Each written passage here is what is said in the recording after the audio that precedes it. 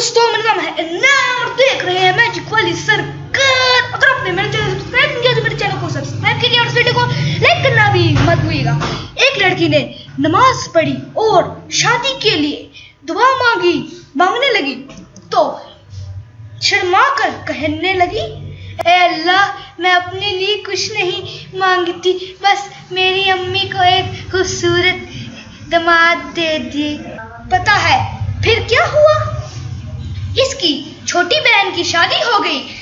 इसीलिए तो कहते हैं कि पूरा वारिया बात करनी चाहिए कि किसकी शादी होनी चाहिए, और बहुता शर्माना हानिकारक होता है।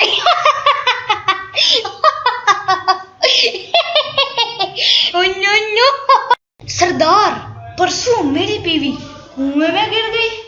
बहुत चोट लगी बेचारी को। बेचारी दिल राजी हो गया, मतलब दिल दुखी हो गया।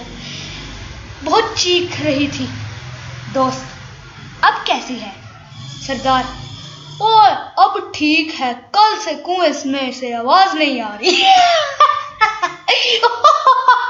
ओह नो नो।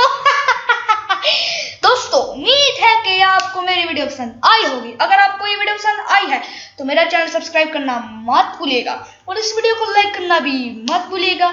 और मैं आपसे इजाजत मांगता हूँ। बहुत बहुत शुक्रिया। अल्लाह हाफिज, tata, bye bye, see you.